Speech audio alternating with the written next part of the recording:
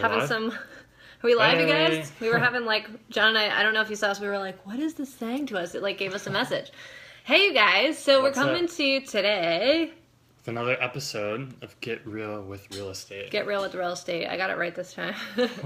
I've got the name of our show correct. So we're starting off on the right foot today.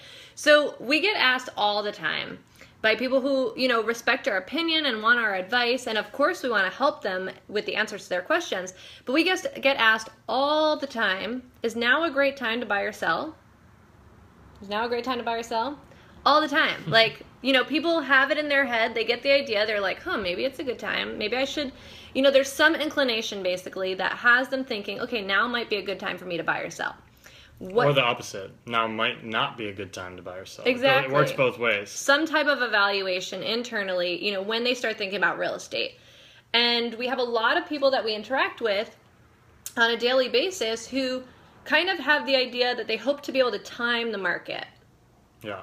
And it's not, you see this in all different industries, like I don't know if industry is the right word, but like you see it in the stock market, you see it in investments. You see it in a lot of different all different investments. stuff. It's like trying to time it. And honestly, that's kind of where I think a lot of people get caught up in like this analytical, like trying to get in at the right time, get out at the right time and all this. And in my experience, and I feel like, I've read quite a few like investment books and business books, and if you try to do that, in most cases, you're going to end up like hurting yourself more than doing, good.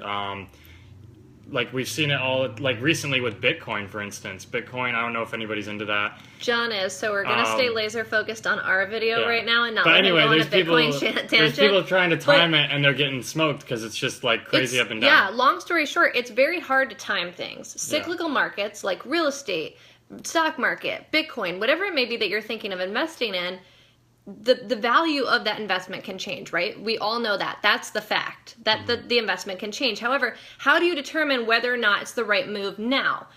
Well, guess what? The right time to buy or sell is truly, and this is really the right answer, because we've seen people get screwed and we've seen people win in a variety of different marketplace settings. But the best time to buy or sell is truly, when is it? When you're ready, like when the it feels right best time for you.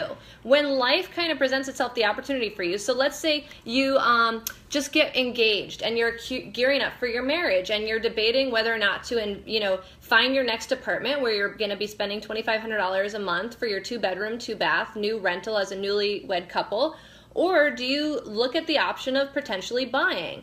And this is a perfect scenario. People who are getting married often ask themselves, well, like, do we do that? Is now a good time to buy a house? Well, guess what? You guys are buying, like, you're making a series of life adjustments. Does it make sense according to your life and basically your lifestyle and how you want to show up and live in this world?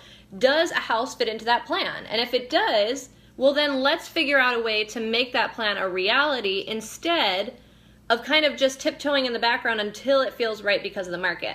Because we've seen this happen to a variety of different clients, and I actually went live on my Melissa's Musings and talked about our little friend Winston that we met 2 years ago. But I'm going to let John kind of divulge into his story because we've seen dozens of Winstons at this point. Yeah, we've got a lot of different stories, but really, it's this whole thing trying to time the market. Well, can you give us the example of Winston? Well, let me jump in. So, like, there's been people we all saw what happened in 2008. The market crashed. A lot of stuff happened. It left a lot of people, in bad situations. Since then, obviously, we've seen a recovery. But at the same time, like, there's been people who have been saying that the market's going to crash for the last 5 years. And it obviously hasn't. And then there's people who are saying that it's going to continue, for the next 10 to 20. Nobody really knows. So that's the whole thing with timing the market. Like, even the people who are literally researching day in, day out real estate stuff, they don't even know what's going on. So we have a few clients here. Right? You already shared Winston, so there's someone else that I want to share. Okay, instead. share a different story. So we have a different client who, when we had first started working with this client, they were looking for single-family homes in the Claremont area of San Diego, which is a pretty desirable market. And at the time that we started looking in with them, it was about 2 years ago, and you could find a pretty decent home in that area For the high 400s, like kind of low 500s, like you could find some decent opportunities. This particular guy, he was a cash buyer. He had up to 600K that he was willing to go cash, which is awesome. But the interesting thing is, this guy had it in his mind that, cash is king. And while cash is great and can definitely help you it can give you a little more leverage in getting a deal in real estate, it's still like... It's not your golden ticket. Yeah, a client isn't just going to take 20 or 30K less than the home's worth just because you're offering cash. Like, it doesn't work that way. Maybe you can make up like a 5 to 10K gap. But anyway, so, we were looking at homes with him, we'd go into one, find one he'd like. He'd go, John, what do you think about this? I'd tell him my thoughts. Claremont at the time, super hot market, a lot of competition. And I would tell him, I think it's priced pretty well. It's probably going to go, right around asking or potentially even over. Great, let's offer 25K under. It's like, yeah, okay, I'll entertain you a few times and I'll do that for you. Granted, then it had been about a year and a half. We'd probably done that on probably 6+ houses at that time. And like, just kind of telling him like, dude, like, if you want to buy a house, like, you got to play ball. The crazy thing about it is we actually ended up having to fire this client because it went over a year and a half with him just like not listening to it. And he was so stuck in his mind that he wanted to get a deal, like wanted to get it under market value that... he was basically giving himself a really poor real estate experience because he was continually getting outbid, he was continually left feeling disappointed, and he was continually frustrated, which is not the business that we run. As you guys know, we like to provide exceptional client experiences time and time again. So when our client kept coming to us asking for our advice, would disregard it, and then would make his offer, he was ultimately ending up disappointed. And in the basically year and a half that we worked together and then, ended up parting ways, and within that year and a half, properties appreciated nearly $100,000. It was kind of insane. Claremont as a market, as you guys know, being local to San Diego, has exploded over the last year and a half. So he did not allow himself the opportunity. So that's the crazy thing is him trying to, get a deal and save himself, like we're talking $10, $15, $20,000. He honestly ended up missing out on like, we're talking 50 to 100K of appreciation because now those same homes that you could buy for around 500 are now creeping up on 650. Yeah, so we don't want to bore you with the story and like have you guys, get in basically tied to like nitty-gritty details. Ultimately, the message of this Get Real with Real Estate today is that if your agent's telling you like, listen, if the perfect time right now feels like the right time for you and let's go for it because I'm here to support you and I love you as your agent and like I ultimately want what's best for you, they are likely not bullshitting you because really the best time to buy or sell is the best time for you.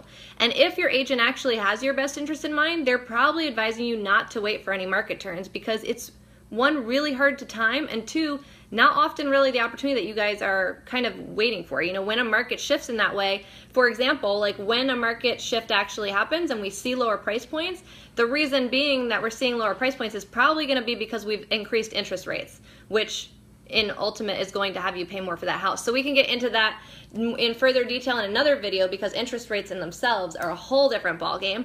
But if you guys are kind of on the fence right now and thinking about like 2018 and what's to come and are debating and maybe have underlying some idea that you might want to buy or sell in 2018, well, guess what? You get to do that because it's probably the right time for you in your family. And that's really, when we have clients who meet with us, who ask us these questions, we tell them to think about how it feels here and try and not think about how it feels here. Because like our brain is always going to try and be rational. Our brain's always going to be trying to run numbers and tell us it's a good decision or a right decision. How does it feel in here? Like, does it feel like the right time to buy? Does that make me feel scared? Does that make me feel anxious? Or does that make me feel really excited? Because those are the energies that you want to tap into when you're buying something like your primary residence.